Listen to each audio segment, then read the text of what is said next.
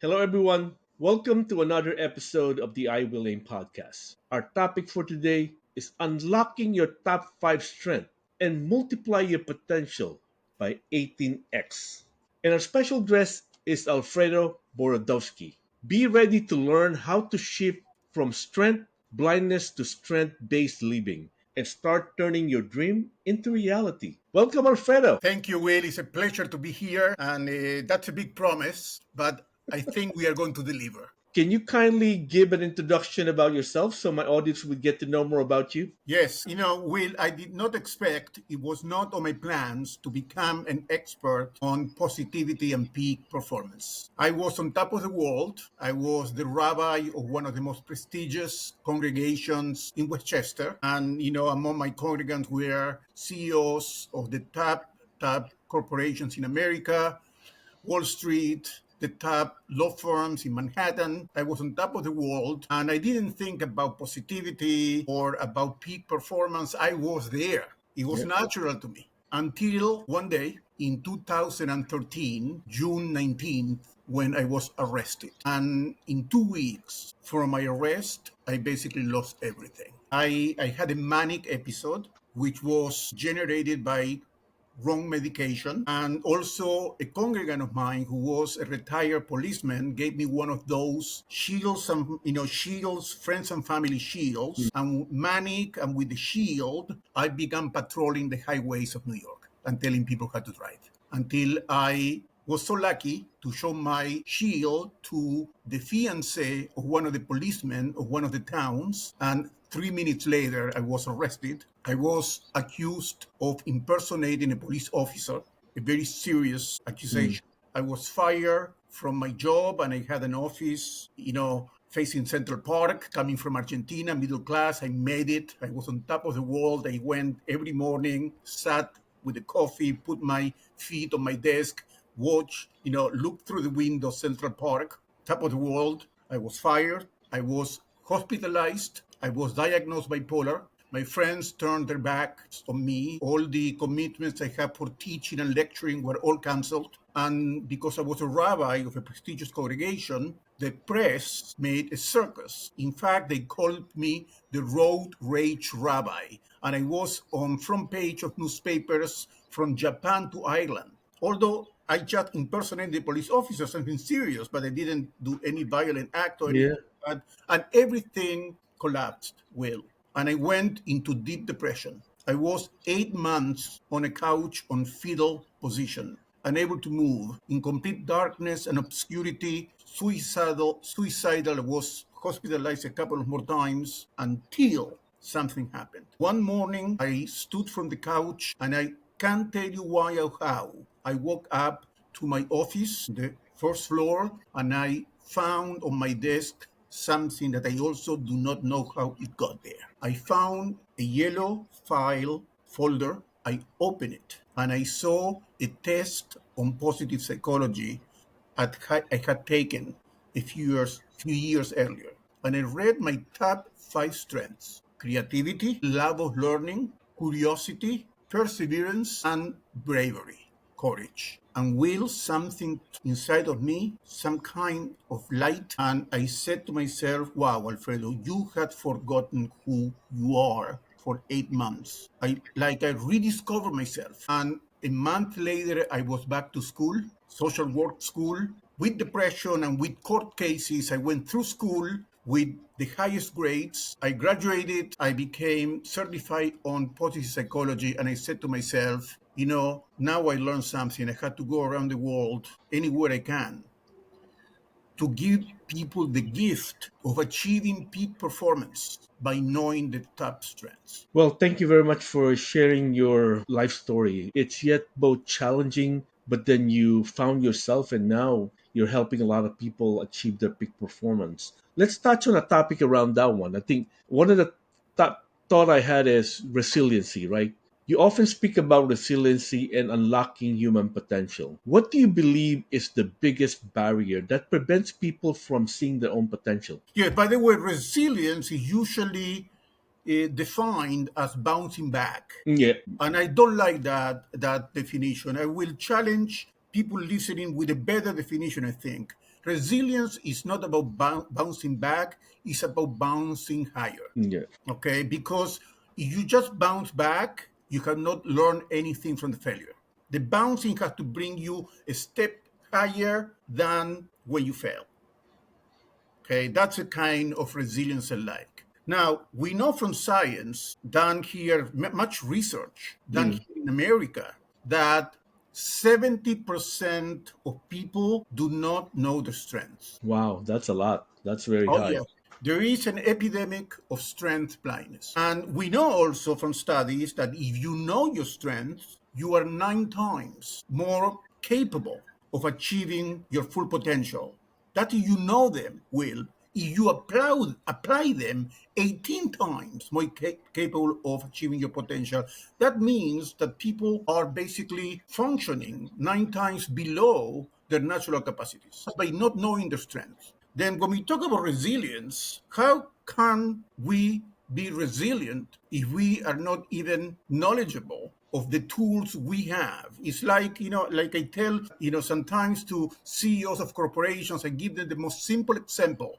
Let's suppose that you have a pipe leaking at your home and the plumber comes without a toolkit. It doesn't matter how well intentioned the plumber is, okay? How smart the plumber Yeah. is. We are basically working in an environment where people are functioning without their toolkit, Yeah. without the basic strengths. Let me ask a follow-up question. 70% of the population don't know their potential. How do you help them if they're working with you? What sort of process or methodology do you use to help them uncover their strength? Yes, I am a coach who works with science. Okay, I am work with evidence-based practice, and the first thing we do an assessment of strengths. Hmm. Okay, which actually I will share with our audience how to do it. But the first thing we know is just to know your.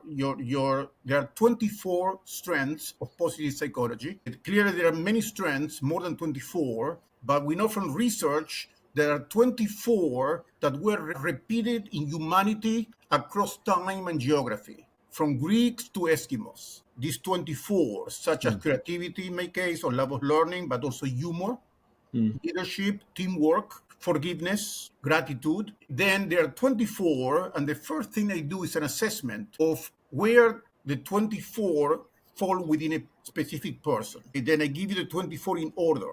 Okay. What we do in positive psychology, we focus on the top five because the premise is we maximize what it works rather than focus on fixing what it doesn't work. And we live in a culture of fixing instead of a culture of nourishing. And we know that we get much, much better results by bringing potential up than going around telling people what they do wrong and saying fix it, which is what we do a lot in management, by the way. I work with managers, on the quarterly review. Okay, what didn't you do right? And what you need to fix instead of focusing on the talents, the strength of the person, which usually, when maximized, fix the other things. It's the other way around. I do agree with the concept of amplifying your strength because even in my own teaching, I always tell people we talk about strength not because we want to boast, not because we want to tell people how good we are. We talk about strength because there's an opportunity to amplify it. Like you said, a strength is something you're good at, so it's easier for you to even make it better. And I always tell people a basketball a lot analogy. I used to be a coach, a basketball coach. I would say if you could do 8 out of 10 free throw, why not aspire for 9 out of 10? And You even know, go take it one step further, make it 10 out of 10. It's quite hard, but never downplay yourself and always aim higher. I grew up in Buenos Aires, in Argentina, and I remember my parents used to go each semester to my high school to meet with the teachers Hmm. and get feedback from the Mm. teachers. And when they would come back, they would tell me the first thing where I was not doing right. Yep, Was not typical not typical doing parents. okay. What was a terrible experience. Yeah, I already was shivering before they came back because I knew that now they didn't get the best out of me. Actually, they diminished my motivation. Clearly, we need to strive to be the best we can. Excellence, not perfection. but we do it better through strength than fixing weaknesses. Excellent point. I think it's also like you said, the anticipation of waiting for your parents to come home causes you to shiver, and And many that's a and many negative people emotion, right? many people who work at corporations go into the quarterly review with that attitude. Where are they going to get Exactly, me? Where are they going exactly. to get me? They will get you because we are not perfect. Then it's a Yes, losing proposition. and honestly, no one's perfect, so everyone has something for them to work on. But if you start with the negative first, that's the one thing they remember. They don't remember anything else you tell them because they're beating themselves up. Like most of the time, we're the toughest critic, right? We're the toughest critic. And if you tell me something that's I'm not good at, and I'm going to be focusing on that, and that's going to carry that energy in the opposite direction. Yes, we have an inclination. Yes, and I think there's an opportunity for us to pivot to say, let's talk about what you're really great at. And instead of using but, use however as the Right. conjunction to kind of tie into, by the way, or however, you could also work on this and you're going to even be better. Yes, I think looking at the title of our episode, we talk about the top five strengths. And by learning your top five strengths, you could multiply your potential by X. So that's really amazing, right? In yes. your experience by working with all your clients, what's the top five strength that you found people had? I just worked with a team, sales team of a major corporation. It was interesting. 90% had honesty as the number one. Very important. Okay, and they were having some problems of performance, some performance problems, and they brought me in order to see what's going on and to see if I could help them, okay, do better. And then once I saw that the top strength of 90% was honesty, and that's not frequent that there's so many who had the same top strength, then I knew something, that the strength of this group is to have a serious discussion and open discussion about where they were. Okay. Then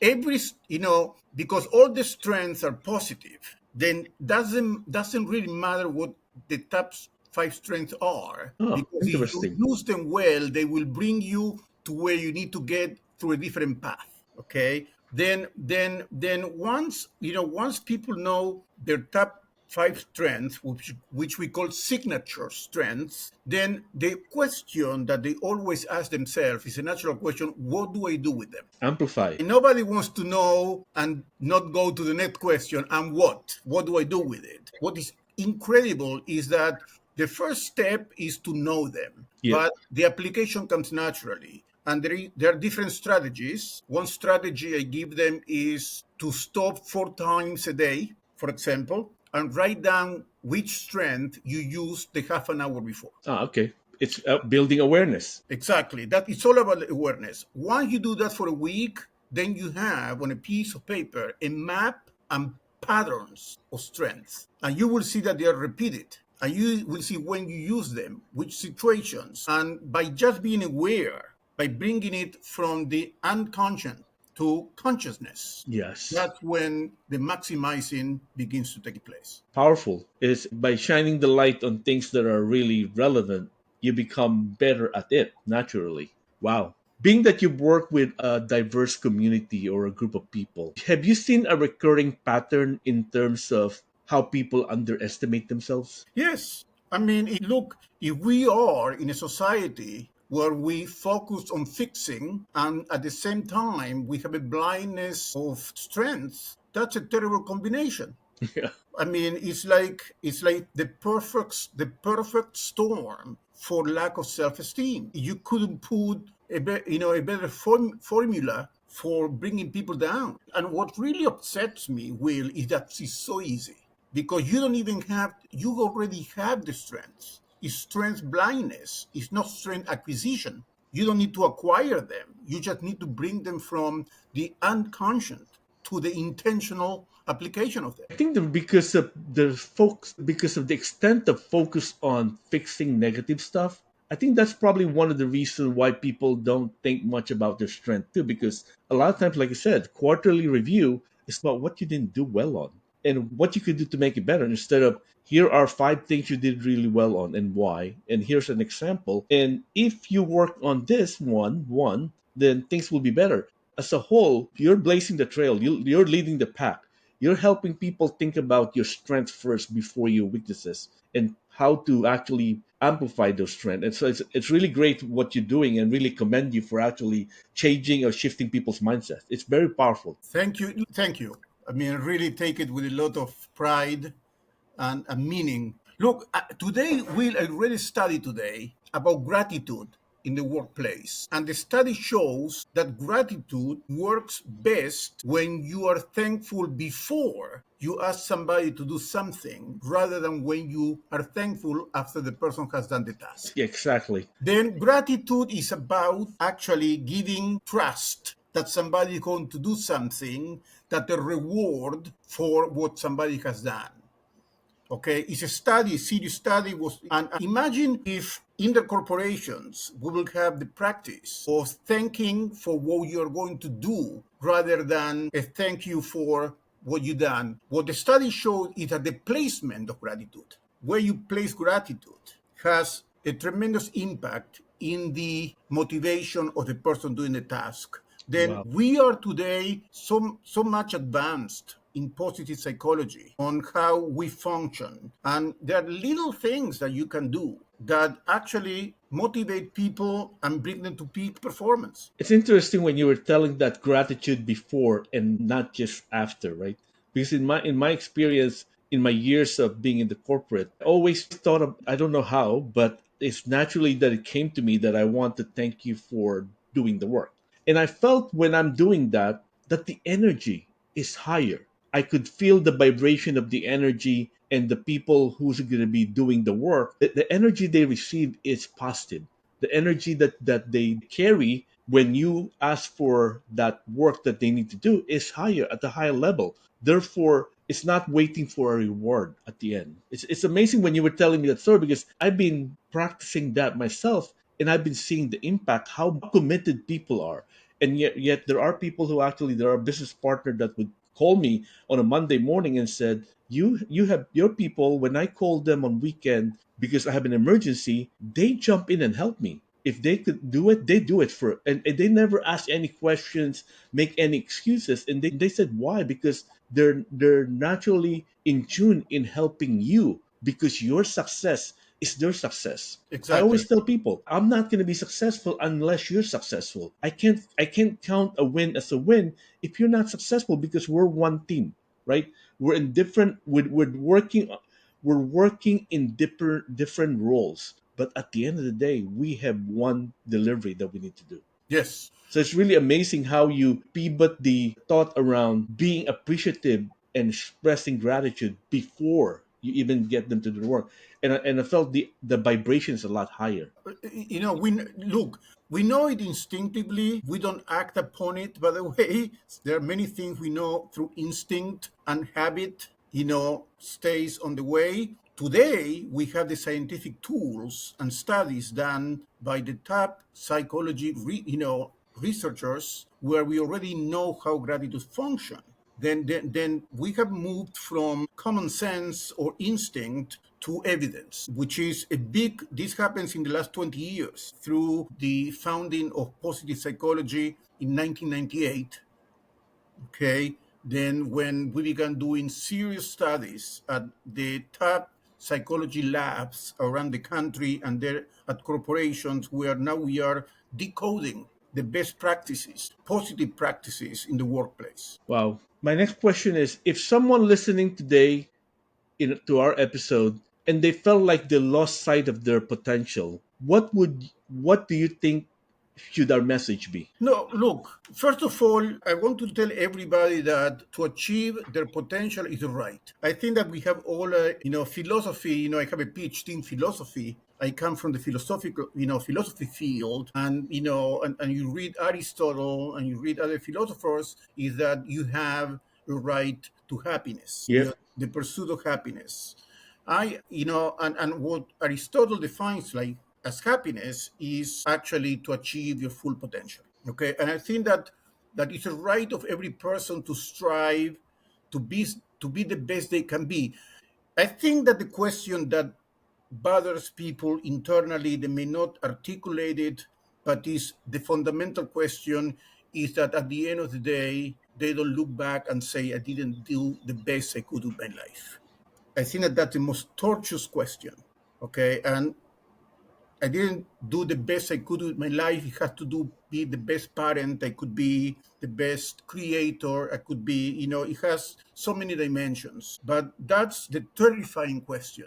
The terrifying question of looking back and feel that you wasted your potential. And that's something that, at least as a coach, I am terrified for others and for myself. And I want everybody to go through life answering yes to that question. And I work a lot with corporations and businesses because, like Freud said the two main point of life is love and work. Love and work. And sometimes we talk about work as a necessity, as an obligation, and we know that work is actually one of the most wonderful things when it's done well, and what we create and when we're treated well, and what we can achieve our highest potential too. Yes. Okay, because work is not about just fulfilling material needs, although that's important. But through work, we actually fulfill the self. Okay, if we allow our potentials to, if the work allow our potentials to thrive. I think the challenge we're facing though is society have paint a picture that a successful work outcome is having a big house, driving fancy car, having a yacht, or vacationing in this nice fancy island, right? It planted the wrong seed in people's mind that if they don't have those things, that they're indeed not really successful. So I think we need to really help, not so much, it's more reframing what success looks like. And it goes back to your thought on you have the right to be happy, right? And at a certain point in our life, we need an amount to be happy. And we don't need to have a Lamborghini. Like I personally don't ever see Lamborghini as something that I like. Like I don't think. So therefore I think we need to help people pivot their thought process that that's not the ideal. It's a picture on the wall. It's nice picture on the wall, but it's not a picture for everyone. That if we learn how to think in terms of what's the right picture for me, then maybe we'll get there. Well, Will, I work for peak performance with a formula that I put together. Is my creation, which I find works really well, which is positivity plus purpose equals peak performance. Positivity Positivity plus people plus plus purpose, purpose equals peak performance. peak If you have performance. Wow. positivity plus purpose, you're going to achieve peak performance. Then let me talk a little bit about Yeah, purpose. go ahead.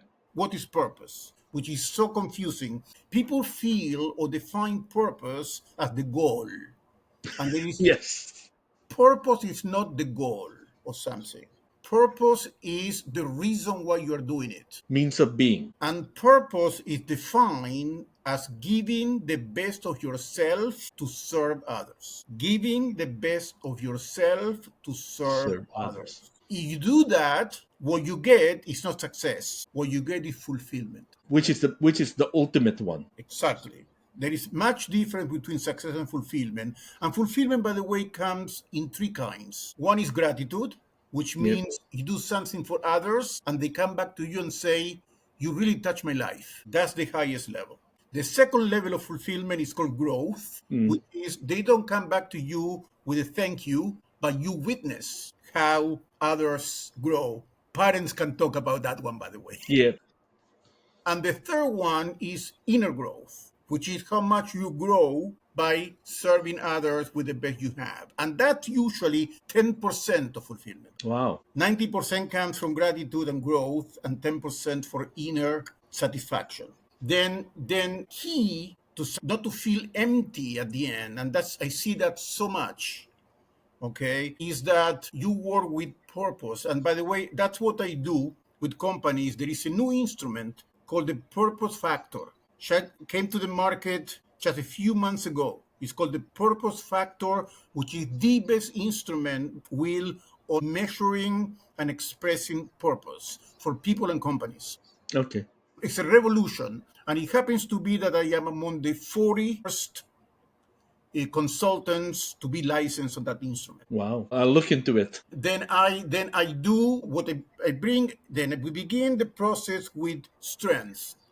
Okay, I kind of optometrist of corporations and leaders. I open the eyes to their strengths. Then we bring it to purpose, and we find the purpose at companies and leaders, because people who have no purpose at work are demotivated, depressed, and have no resilience. And once we blend the positivity plus the purpose, it's like nitrogen and oxygen on a rocket. Yeah. Okay, and you see, wow, there is immediately a rise on motivation, vision, commitment, and also self confidence, which is tremendously important. Well, because you're starting with something really positive, right? And I think I really appreciate you sharing that, there's this new purpose factor that just came out.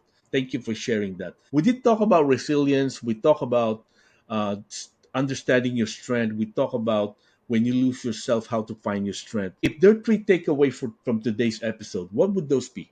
Three things. Yeah, three things. Well, one of them is stop strength blindness. Okay. You don't even need to learn anything. You just need to know what your top five strengths are, and I'm going to tell your audience how to do it.